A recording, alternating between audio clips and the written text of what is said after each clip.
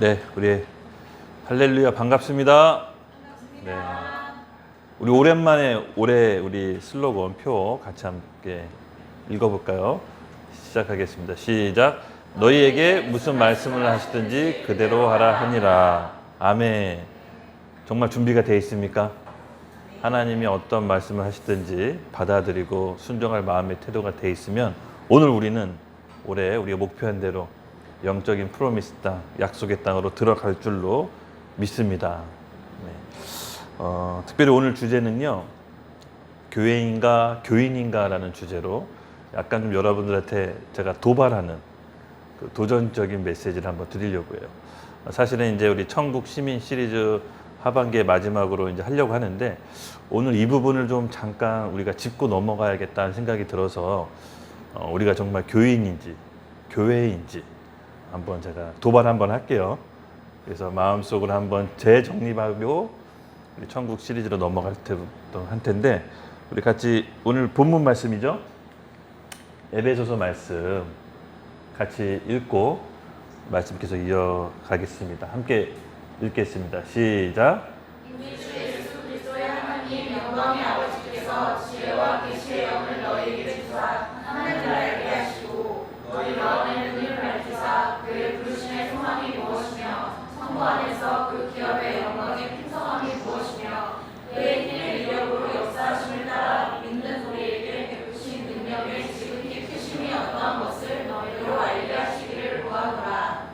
그의 능력이 그리스도 안에서 역사하사 죽은 자들 가운데서 다시 살리시고 하늘에서 자기의 오른편에 앉으사 모든 통치와 권세와 능력과 주권과 이 세상뿐 아니라 오는 세상의 일컬음을 모든 이름 위에 뛰어나게 하시고 또 만물을 그의 발 아래에 복종케 하시고 그를 만물 위에 교회의 머리로 삼으셨느니라. 교회는 그의 몸이니 만물 안에서 만물을 충만하게 하시는 이의 충만함이니라. 아멘. 기도하겠습니다.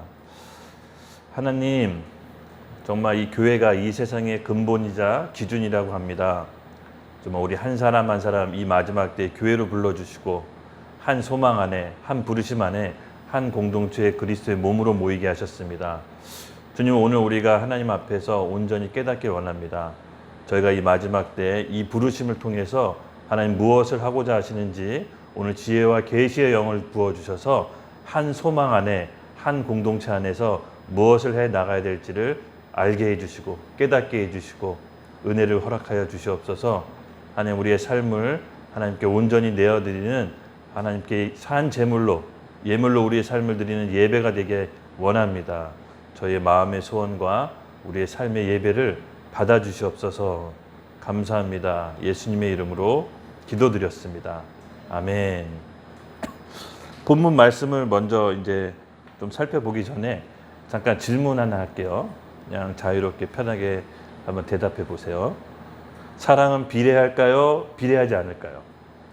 사랑은 비례한다, 비례하지 않다. 이 질문은요, 내가 누군가를 사랑할 때 비례해서 사랑할까요? 아니면 그렇지 않고 비례하지 않더라도 그냥 사랑해 줄 수 있을까요? 라는 질문입니다.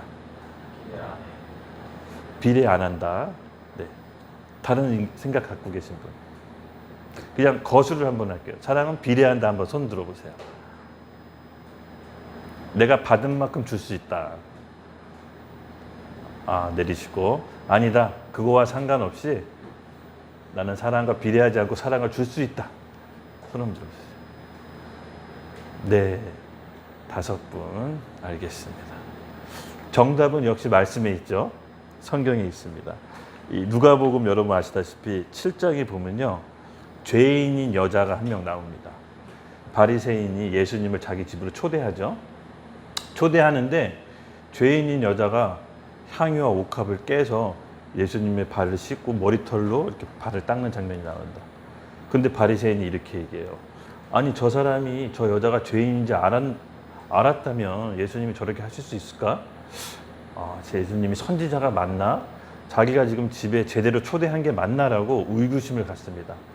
그 마음을 관통하고 딱 중심을 보고 계신 예수님께서 이런 말씀을 합니다. 7장 45절에서 47절인데요. 제가 읽어드릴게요.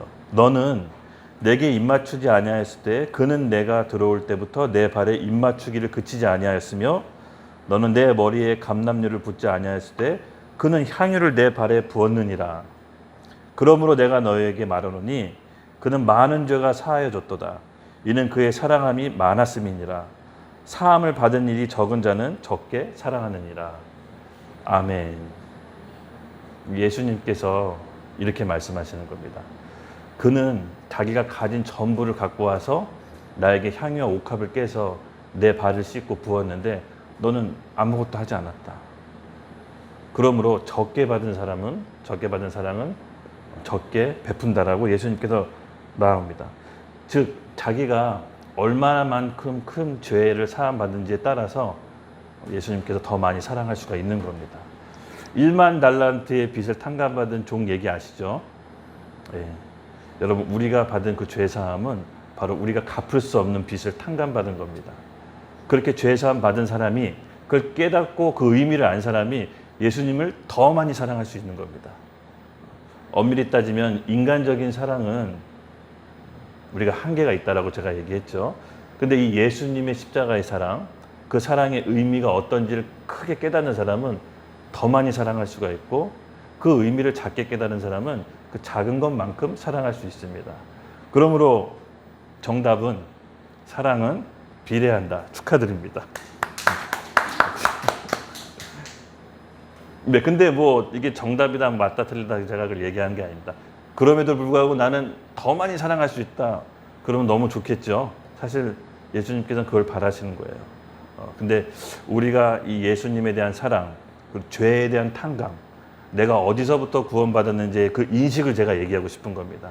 그걸 많이 깨닫고 내가 엄청난 죄인임에도 불구하고 하나님의 은혜로 탕감받았다라고 깨닫는 사람은 결국 자기의 모든 것을 다 하나님께 드릴 수 있다는 거죠. 제가 얼마나 큰 죄에서 탕감받았는지 우리가 이거를 잘 깨닫는 시간이 되기를 예수님의 이름으로 축복합니다. 다시 우리 본문 말씀으로 돌아가서 제가 이렇게 좀 얘기하고 싶습니다. 아까 우리 에베소서 말씀에 보면은 제가 이 주제가 교인인가 교회인가라고 제가 주제를 정했다고 했죠. 에베소서의 말씀, 본문 말씀에는 이 세상의 구조가 아주 잘 설명되어 있습니다.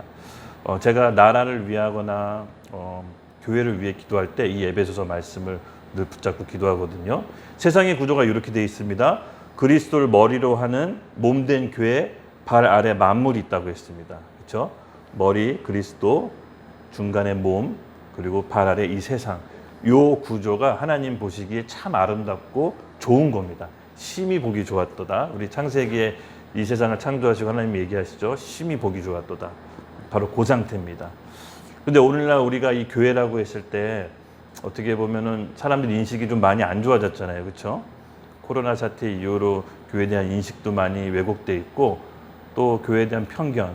옛날에 제 어렸을 적에는 목사님, 전도사님 그러면 이렇게 사회적으로 그래도 존경하는 분위기였는데 지금은 목사님, 전도사님 그러면 이렇게 막 딱히 존경하는 분위기는 그런 건 없습니다. 그렇죠? 근데 이런 구조를 우리가 하나님 앞에서 보여주신 에베소서 말씀대로 온전히 이루는 게 저는 우리가 오늘날 해야 될 일이라고 봅니다. 근데 저는 처음에 더 많이 세상 사람들을 섬겨야 된다라고 생각을 했었어요. 더 많이 좀 구제해야 된다고 생각했었거든요. 교회가 놓친 부분을 좀 더 잘 우리가 해야겠다. 봉사나 구제나 섬김 쪽으로 많이 생각했었는데 이 메시지를 준비하다가 하나님께서 그게 아니라는 감동을 주셨어요. 그러니까 그것도 부분적인 부분이 있지만 진짜 해야 될 거는 교회가 몸인 그리스도의 머리에 대한 하나님께 입장을 분명히 해야 되고 또 세상의 물음으로부터 몸인 교회가 예수님의 입장을 분명히 잘 대변해야 된다. 그게 이 세상을 구조를 온전히 이루는 질서가 마련되는 거다. 그래서 구제와 봉사와 어떻게 보면 우리가 하는 섬김은 당연히 해야 되는 거고 교회로서 사회적 책임이 있지만 더 중요한 근본적인 거는 교회에 대한 입장, 하나님에 대한 입장과 세상에 대한 입장이 몸인 교회가 분명히 해야 된다라는 감동을 받았어요. 그래서 이제 천국 시리즈 하반기에 마무리 짓기 전에 이 부분을 우리가 좀 분명히 좀 짚고 넘어갔으면 좋겠다라는 그런 생각이 들었습니다. 마태복음 22장 27절에서 23절인데요. 우리가 함께 이 구절을 같이 읽고 말씀 계속 이어가겠습니다. 시작. 예수께서 이르시되 내 마음을 다하고 목숨을 다하고 뜻을 다하여 주 너희 하나님을 사랑하라 하였으니 이것이 크고 첫째 되는 계명이요 둘째도 그와 같으니 내 이웃을 내 자신같이 사랑하라 하였으니라. 아멘. 아까도 얘기했지만 내가 다른 사람을 사랑할 수 있다는 것은 내가 얼마나 큰 죄에서 탕감받았는지 이걸 먼저 깨닫는 사람이 내 안에 있는 그 사랑이 비례해서 나간다고 얘기했습니다. 근데 그 사랑은, 참 진리의 사랑은 저는 하나님께로부터 받는 거라고 봐요. 예수 그리스도의 십자가, 그 엄청난 사랑의 의미를 오늘 우리가 지혜와 계시형을 통해서 다시 한번 재정립됐으면 좋겠어요. 결국은 그 사랑을 받은 사람이 내 이웃, 내 주변에 있는 사람을 사랑할 수 있거든요. 성경은 엄밀히 따지면 나를 사랑하는 게 없어요. 하나님을 사랑하고 이웃을 사랑하는 이 십자가 있죠. 하나님 사랑, 이웃 사랑, 이 두 부분밖에 없거든요. 그래서 이 십자가에 대한 사랑을 온전히 우리가 깨달을 때 다른 사람을 사랑할 수 있고, 이것이 말씀에 온전히 나와 있습니다. 하나님을 사랑한다는 거, 결국은 추상적인 것이 아니라 반드시 이웃 사랑으로 발현되게 되어 있습니다. 내 사랑이, 내가 하나님을 얼마나 사랑합니까? 내가 하나님을 이토록 많이 사랑하고 간증도 있고 삶이 있지만 결국은 내 주변에, 내 가족, 이 공동체 안에서 그 사랑으로 표현되는 것이 내가 하나님에 대한 사랑에 1만 달란트 빚을 탕감받은 자의 모습이 관계적인 사랑으로 나오게 돼 있어요. 이거는 어김없습니다. 여러분도 우리가 정말 이 교회인지 교인인지를 판단할 때 이 중요한 십자가의 원리, 하나님 사랑과 내 이웃 사랑이 중요한 기준이 됩니다. 교인은 종교적인 모양과 모습을 잘 갖춰져 있습니다. 근데 교회는 그 모든 동기가 하나님을 향한 사랑으로부터 나옵니다. 우리가 하나님 사랑을 모르고 주변의 이웃을 잘 섬길 수가 있어요. 그러나 반드시 그것은 어떤 대가를 원해요. 부부관계도 이렇게 사랑하는 것처럼 보이지만 대가를 원해서 사랑하는 경우가 너무 많아요. 나중에 여러분 알다시피 사소한 것 같고 내가 손해보는 것 같은데 내가 좀 불편한데 이러면 어김없이 다퉈요. 그건 뭐냐면은 진짜 하나님에 대한 사랑의 의미 없이 그냥 우리가 우리 선에 의해서 우리 보기 좋은 데에 의해서 사랑하는 결과입니다. 진짜 하나님의 사랑은 대가를 요구하지 않아요. 왜냐하면 내가 엄청난 빚을 탕감받았다는 걸 알기 때문에, 내가 얼마나 큰 죄인이라는 것을 알기 때문에 하나님 앞에 늘 미안한 마음이 있거든요.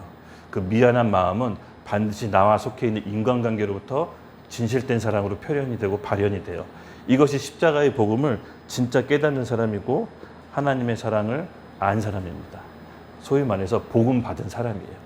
그리스도의 생명을 받은 사람이 바로 이와 같은 모습으로 나오게 되어 있습니다. 여러분이 생각하실 때 교회란 어떤 겁니까? 한번 그래도 신앙생활 되게 오래 했잖아요. 그렇죠? 모태신앙도 있고 한데 교회에 대한 정의를 한번 얘기해 보세요. 한번 묻고 싶어요. 교회가 뭐라고 남이 어떤 불신자가 물어볼 때 여러분 뭐라고 대답하겠습니까? 드는 생각을 한번 얘기해 보세요. 교회가 뭡니까? 라고 불신자가 물어봤다고 칩시다. 뭐라고 설명하시겠어요?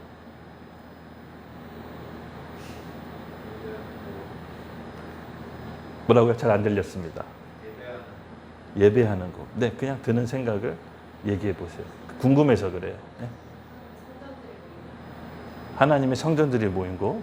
네, 좋습니다.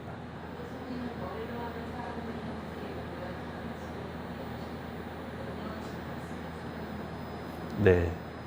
뭐 각자 갖고 있는 생각이 있는데 잘 정리가 또 안 돼 있을 수도 있어요. 그렇죠? 좀 그 교회가 뭔지를 그 성경적으로 제가 한번 정리를 할게요. 왠지 이 부분이 좀 정립이 되고 우리 신앙생활이 시작해야 될 것 같아요. 교회는 이런 건물과 간판이 아닙니다. 대한예수교 장로계, 뭐 기독교 한국 침례 이런 간판이 걸렸다고 해서 교회는 아닙니다. 또 이렇게 번듯한 건물과 십자가 청탑이 있다고 해서 성경에서 말하는 교회는 아닙니다. 그건 그냥 예배당이죠. 네. 진짜 말하는 성경에서 말하는 교회는 누가 모이느냐가 정말 중요합니다. 교회 구성원 한번 볼게요. 말씀에 우리 같이 읽겠습니다. 시작. 시몬 베드로가 대답하여 이르되 주는 그리스도시요 살아계신 하나님의 아들이시니라. 예수께서 대답하여 이르시되 바요나 시몬아 내가 복이 있도다. 이를 내가 알게 하니는 혈육이 아니요 하늘에 계신 내 아버지니시라. 또 내가 이르노니 너는 베드로라. 내가 이 반석 위에 내 교회를 세우리니 음부의 권세가 이기지 못하리라. 아멘.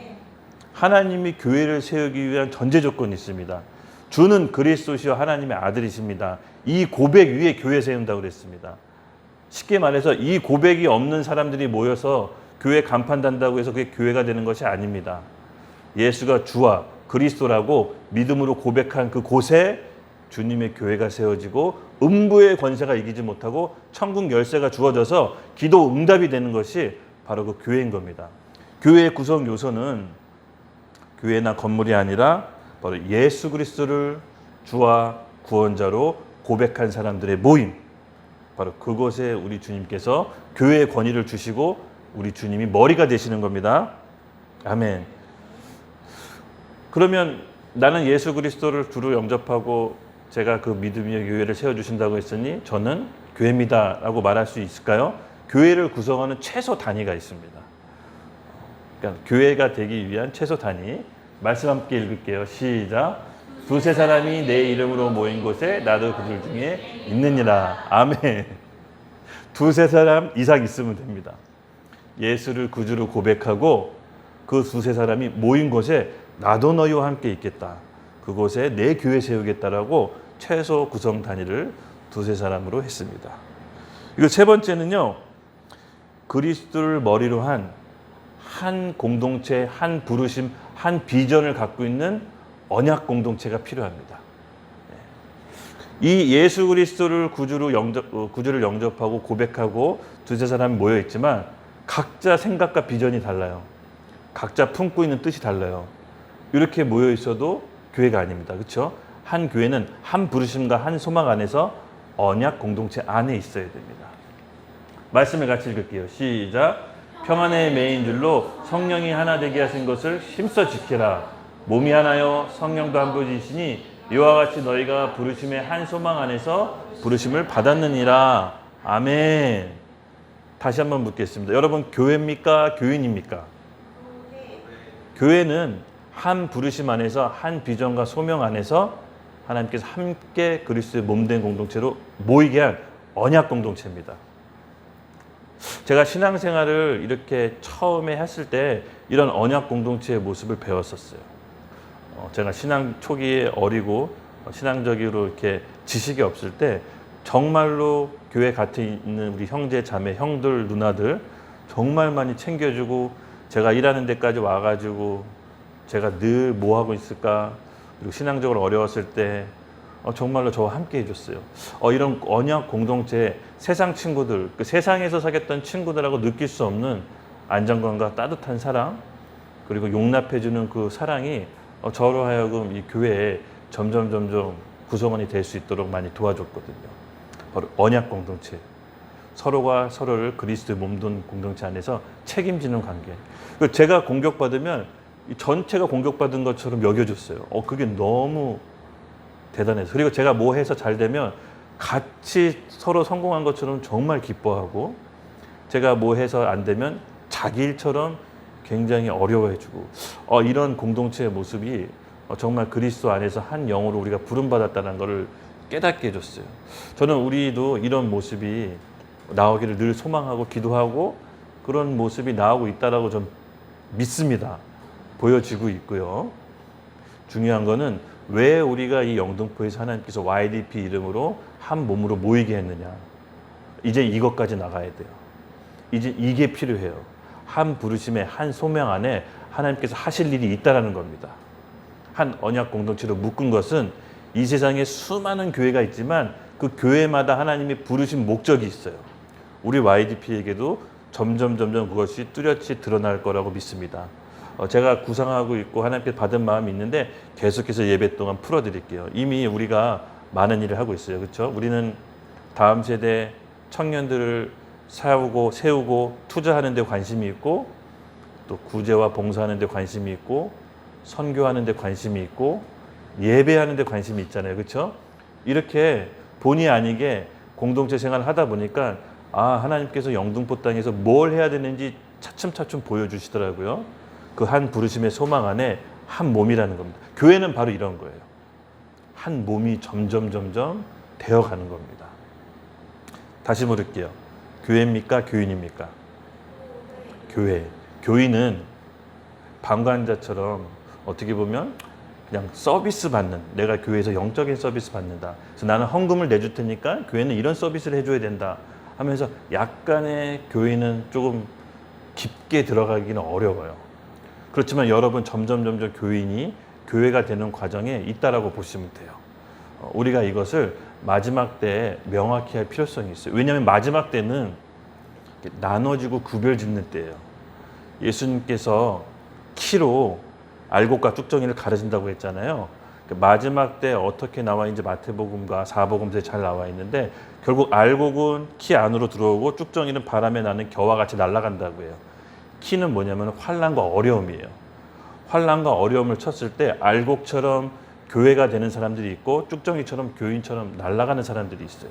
그래서 이 마지막 때에 우리가 하나님 앞에서 어떠한 입장을 취하느냐가 굉장히 중요합니다. 애매모호한 신앙적 스탠스는 오히려 자기 신앙에 굉장히 어려움을 처할 수가 있습니다. 그래서 교회의 구성원은 주를 그리스도와 구원자로 고백한 사람들의 모임입니다. 그렇게 모인 사람 위에 예수님께서 내 반석, 그 반석 위에 교회를 세운다고 했고, 그렇게 모인 그리스도의 몸은 서로 언약 공동체로 한 몸을 점점 이루어갑니다.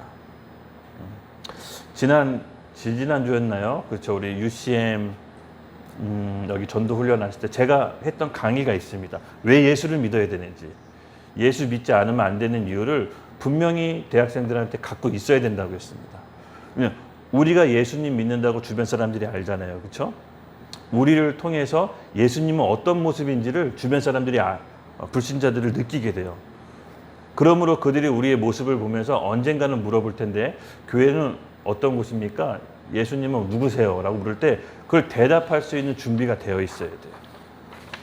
왜냐하면 초대교회 성도들은 내가 보고 들은 거를 전하지 않거나 말하지 않을 수 없이 견딜 수 없다라고 했어요.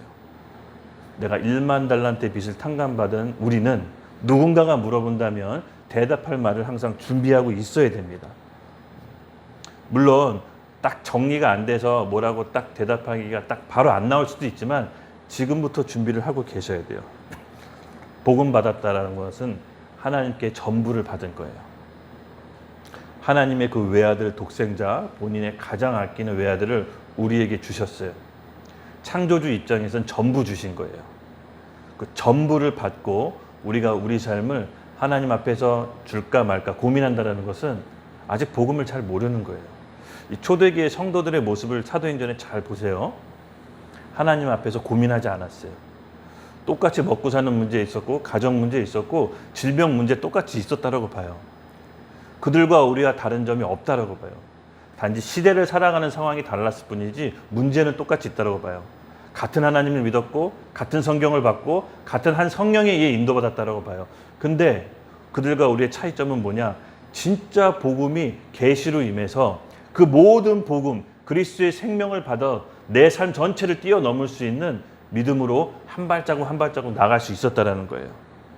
어떻게 보면 우리가 경계해야 될 게 뭐냐면 관념적인 신앙, 이렇게 교회가 오랜 세월 동안 이렇게 클래스, 이 어떤 강의실 위주로 훈련받고 교육받고 여러 가지 교재를 통해서 훈련받는 것도 좋지만, 그거를 통해서 어쩌면 우리 신앙이 관념적으로 머리에만 지식으로 쌓여있는 게 아닐까, 그렇게 한번 생각해 볼 필요성이 있을 것 같아요.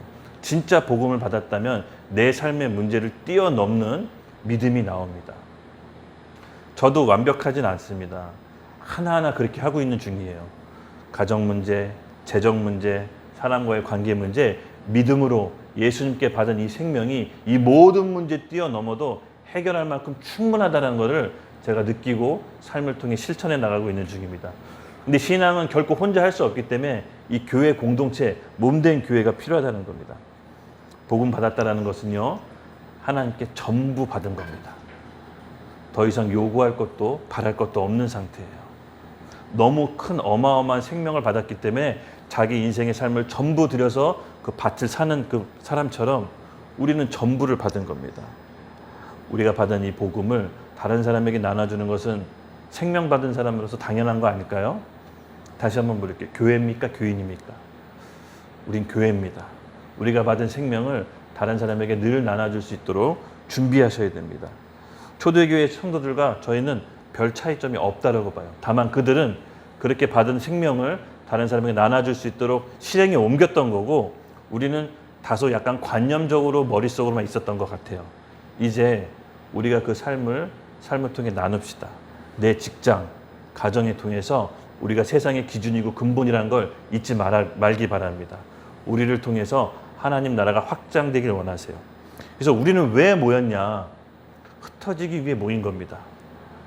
예배드리고 우리가 좋고 우리가 행복한 모습을 통해서 우리가 머문 현장과 일터를 통해서 하나님 이 행복과 생명을 나눠주길 원하세요. 그러므로 우리가 모인 것은 흩어지기 위해 모인 거예요. 우리만 행복하고 아름다운 세상을 만들려고 하는 것이 아닙니다.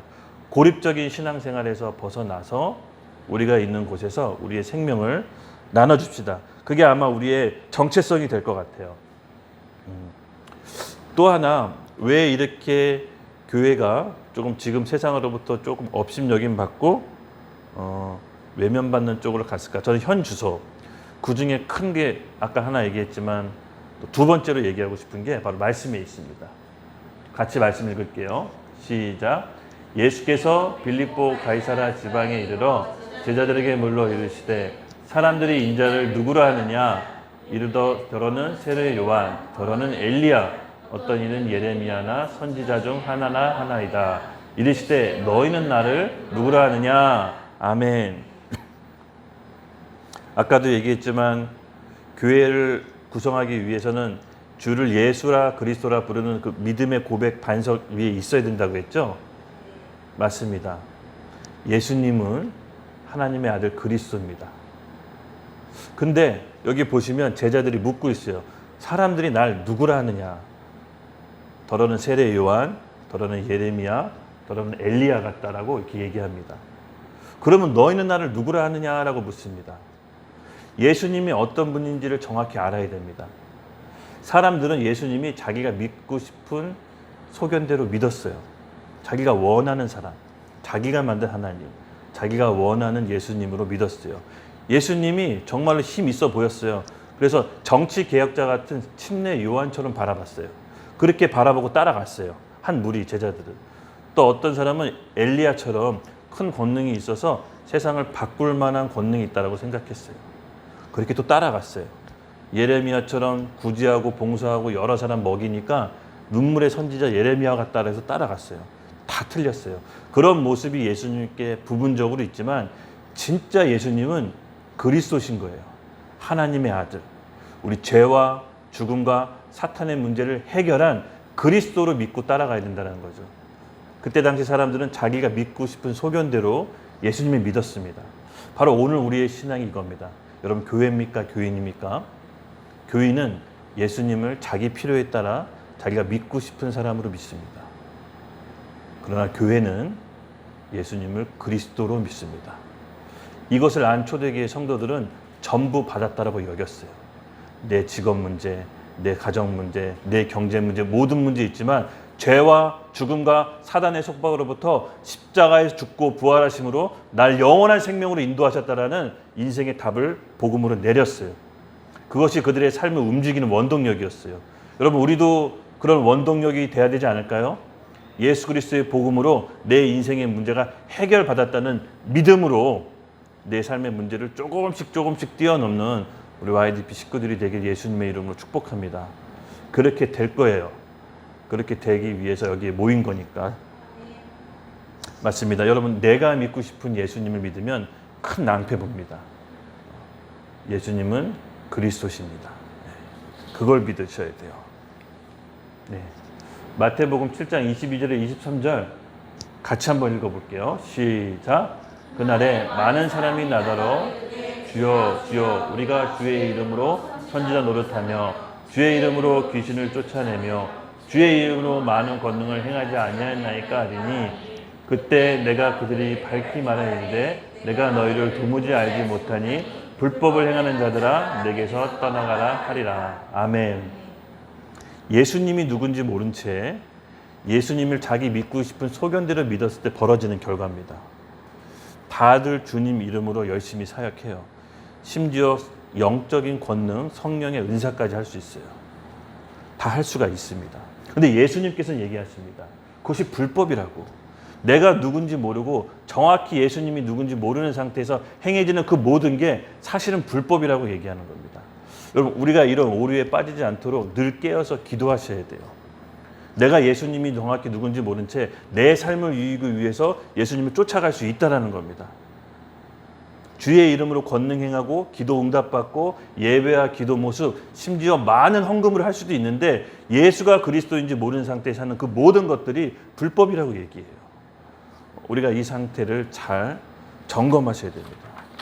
복음 받았다는 것은 주님의 생명을 전부 받았습니다. 신앙생활에 있어서 이 점을 놓치지 않고 가기를 예수님의 이름으로 축복해요. 나더러 주여 주여 하는 자마다 다 천국에 가는 것이 아니요 하늘에 계신 내 아버지 뜻대로 행하여 천국에 간다고 했습니다. 아버지 뜻이 뭡니까? 요한복음 6장 39절에 나와 있는데 내 아버지의 뜻, 나를 보내신 이의 뜻은 마지막 때 내가 보내신 분, 영혼들 한 명도 남기지 않고 다 구하는 게 아버지의 뜻이라고 했어요. 영혼 구원에 관심 없는데 권능 행하는 게 불법이에요. 영혼 구원, 아버지 뜻에 관심 없는 게 이적과 기사 펼치는 게 불법이에요. 영혼 구원에 관심 없는데 여러 가지 헌금하고 헌신하는 게 불법이에요. 예수님께서 그걸 지적하고 계시는 거예요. 하나님 사랑은 반드시 이웃의 사랑으로 나오고 그것은 영혼 구원의 생명으로 나올 수밖에 없는 열매인 것입니다. 그래서 오늘 우리가 교회인지 교인인지를 명확히 스스로에게 묻고 되짚어가는 시간이 되기를 예수님의 이름으로 축복합니다. 제가 좀 중요하다라고 생각이 들었어요. 왜냐하면 다음 주부터 할 천국 시민 시리즈는 이 부분이 좀 명확해야 될 것 같아요. 만약에 내가 하나님에 대한 입장, 이 하나님에 대한 입장이 불분명하면 하나님께서 어떻게 나오시는지 좋은 예가 있어서 말씀 구절을 제가 보일 텐데 아까도 서두에도 얘기했지만 몸인 교회는 머리의 통제를 받죠?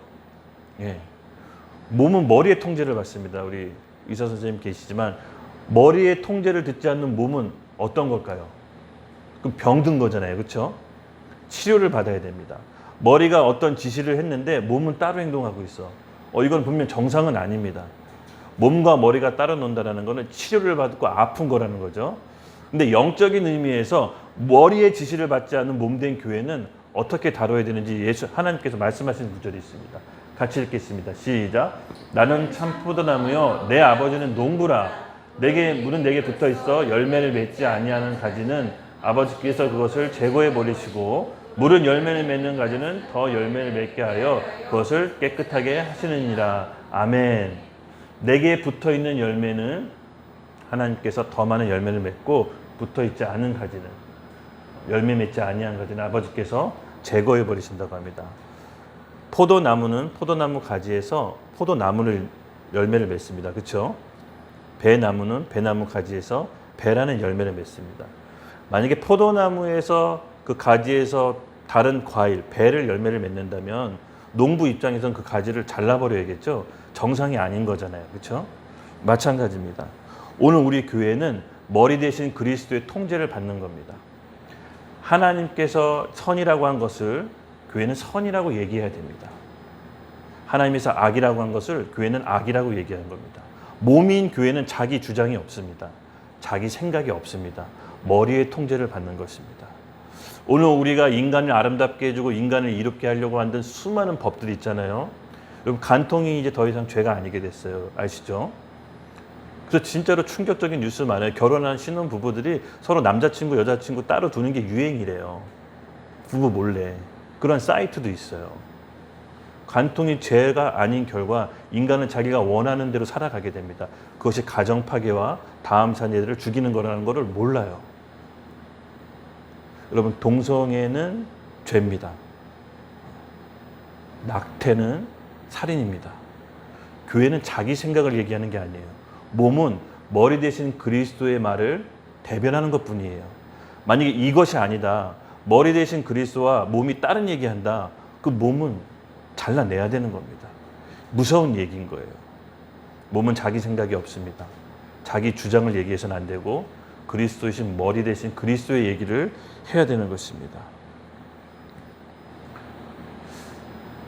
만약에 그것이 안 된다 그러면은 하나님께로부터 버림받지만 세상으로부터 버림을 받아요.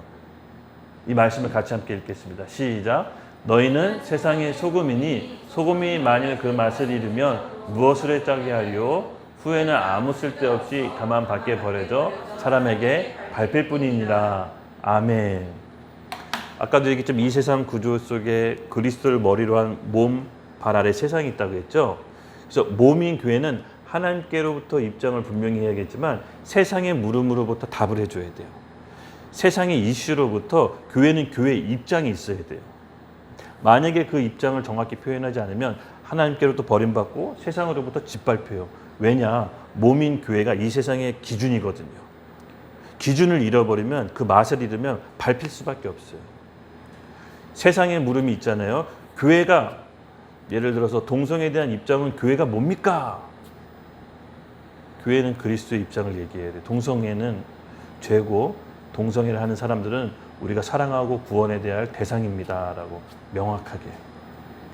낙태에 대한 교회의 입장은 뭡니까? 낙태는 살인이고 죄입니다 라고 그리스도의 안에 몸의 지시를 받아야 돼요.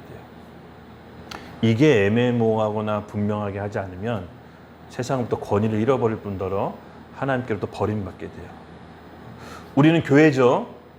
세상의 물음으로부터 늘 교회의 입장이 있어야 됩니다. 예전에 한 4년 전이었던 것 같아요. 낙태가 합법으로 통과됐을 때, 우리나라 낙태가 통과됐을 때 카톨릭이 입장을 딱 발표하더라고요. 낙태는 죄다. 카톨릭 사제들이 다. 우리 개신교는 어쨌든 카톨릭을 이단으로 보지만 이렇게 뭔가 입장이 있어야 돼요. 하나님 앞의 입장과 세상으로부터 입장이, 교회의 입장이 있어야 됩니다.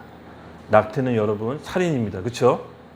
그것이 여성의 인권, 산모의 인권을 빙자해서 낙태를 해도 된다라고 이 세상은 점점 흘러가고 있고 실제로 낙태가 이제 합법화가 됐습니다. 근데 얼마 전에 제가 이제 미국에 갔는데 미국에서 연방 대법원이 낙태를 불법이라고 판사가 판결했는데 그 앞에 링컨 기념관에서 교회하고 있는 한인들이 눈물을 흘리면서 기도하더라고요. 와, 우리 기도 들어주셨다. 그래서 연방 대법원이 낙태를 불법이라고 하면 주 법원도 그걸 좀 바꿔야 된대요. 와, 놀라운 기적이래요. 한인 분들이 이거 기적이래요. 기적. 뒤집어 엎은 게 기적이래요. 점점 그리스도의, 저는 그분들이 그 기준을 세운 거라고 봐요. 성경 안에서 핍박과 어려움이 있었지만 하나님이 낙태는 살인이라고 했으니 낙태는 불법입니다라는 그 기준을 제시해 줬더니 이 세상 정치 체제도 바뀌죠. 제도도 바뀌어요. 왜냐? 이게 구조이기 때문에 그리스도의 몸, 그리스도의 머리라는 몸 아래 세상이 있기 때문에 이것을 유지할 때 세상 정치 제도와 규율도 바뀌게 되는 겁니다. 근데 교회가 애매모호하고 하나님 앞에, 세상 앞에 정확한 입장이 없으면 세상의 교회를 업신여기게 돼요. 반대의 결과가 나와요. 그래서 이 시대의 교회는 굉장히 중요합니다. 성령이 우리 안에 계신 몸된 성전을 삼은 우리는 한 사람 한 사람 교회죠. 구약 시대엔 성전이란 건물이 교회였지만 예수님께서 성령이 되셔서 오늘 우리 가운데 거하시기 때문에 우리 한 사람 한 사람이 교회인 겁니다. 그러므로 여러분이 각자 직장에서 분야가 다르고 또 맡은 일이 다르지만 그 안에서 세상의 기준이 되어 주셔야 돼요. 교육자는 교육자대로, 뭐 배우면 배우대로, 식당이면 식당대로 기준과 빛이 되어줘야 돼요. 그렇게 해야 하나님께서 교회를 온전한 질서대로 유지할 수 있고 영적인 권위를 교회에게 부어주실 것입니다. 우리가 이 일을 명확하게 알고 갔으면 좋겠어요. 내 개인적인 역할, 우리 공동체의 역할, 그 하나님께서 교회에 부어주신 영적인 권위. 저는 우리 한 사람 한 사람이 하나님 앞에 온전히 서 있을 때 세상도 우리에게 권위를 줄 거라고 믿어 의심치 않습니다. 말씀 한 구절 같이 읽을게요. 시작. 누구든지 사람 앞에서 나를 시인하면 나도 하늘에 계신 내 아버지 앞에서 그를 시인할 것이요. 누구든지 사람 앞에서 나를 부인하면 나도 하늘에 계신 내 아버지 앞에서 그를 부인하리라. 아멘. 되게 우리는 샌드위치 꼈죠? 하나님 앞에서 분명히 해야 되고 세상 앞에서도 분명히 해야 됩니다. 근데 이 샌드위치가 온전히 역할을 다할 때 엄청난 큰 영광인 거 아세요? 교회를 통해서 하나님께서 모든 축복을 주신다 그랬어요. 네 믿음의 반석 위에 하늘 문은 여는 천국 열쇠를 준다고 했어요. 우리의 기도를 통해서 하늘 문이 열리기도 하고 닫히기도 하는 권세가 우리에게 있습니다. 그러므로 하나님 앞에 온전한 입장을 취하고 세상의 물음으로부터 하나님 앞에 입장을 온전히 취합시다. 우리는 이 시대에 부름받은 교회입니다. 교회는 하나님의 권위가 부어진 사람들이고 그 모인 곳을 통해서 하나님 나라가 확장되고 펼쳐지기를 원하시는 겁니다. 우리는 그냥 그런 사람들이 아닙니다. 하나님의 생명을 받은 이 시대의 교회인 것입니다. 네. 말씀이 끝났나요? 네. 끝으로 우리 같이 함께 기도할게요. 어떤 기도냐면요. 두 가지 정도 같이 함께 기도하기를 원하는데 다시 한번 우리가 예수님 앞에 주와 그리스도가 되신 우리 예수님을 믿음으로 한번 고백합시다. 이 점을 좀 다시 한번 분명히 했으면 좋겠어요. 그동안 지식이었다면 오늘 에베소서 본문 말씀처럼 지혜와 계시로 영을 임해서 정말 내가 1만 달란트 빚에 탕감받은 죄인이란 걸 깨닫게 해달라고, 그리고 그 죄를 하나님께서 십자가에서 죽고 부활하심으로 온전한 생명을 나에게 주셨다라는 그 지상 최대 막교환 사건, 십자가 사건이 내 인생의 의미와 도대체 무슨 영광이 있는지 이것이 불분명했다면 오늘 지혜와 계시의 영으로 깨닫게 해달라고 기도합시다. 이 지식이 아니거든요. 지식으로 논리적으로 배워서 깨닫는 게 아니라 지혜와 계시의 영으로 깨달아져야 돼요. 정말 하나님 앞에서 이게 깨달아질 때 한 부르심의 소망 안에서 몸된 교회가 이루어지는 거거든요. 각자 한 사람 한 사람 복음으로 인생을 답을 내리게 하여 주시옵소서. 주님, 우리가 알기를 원합니다. 나의 죄로 인해서 예수님께서 왜 십자가에 못 박아 죽었어야 되는지 그것을 알게 해주시고 오늘 계시로 임하게 하여 주시옵소서. 내가 1만 달란트의 빚을 탕감받은 죄인이라는 것을 깨닫게 하시고 주님의 사랑이 내 삶 가운데 온전히 임하게 하여 주시옵소서. 주여, 우리가 이 계시를 받기 원합니다.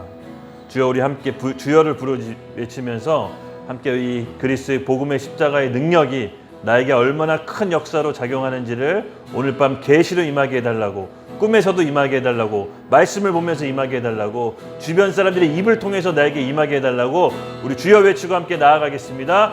주여! 하나님 아버지, 우리 한 사람 한 사람 예수를 주와 그리스도로 고백한 그 머리 위에 하나님의 권세가 부어지게 해주시고 하나님의 모든 힘과 능력과 권위가 그 고백 위에 더하게 해 주시옵소서. 특별히 그 고백하는 위에 하나님의 교회를 세운다고 하셨으니 우리 몸된 교회가 이 부르심을 통해 YDP 공동체를 통해 한 소명 안에 한 인도함 안에 그 기업의 영광이 풍성하심이 얼마나 큰지, 그 힘과 위력으로 역사하시는 힘에 따라 믿는 우리에게 베풀어 주신 그 능력이 얼마나 큰지를 하나님 알게 하여 주시고 깨닫게 하여 주시옵소서. 마지막 때 준비되어 있는 교회가 되게 해주시고 하나님의 속을 시원하게 해드리는 교회가 되게 해 주시옵소서. 감사합니다. 예수님의 이름으로 기도드렸습니다. 아멘.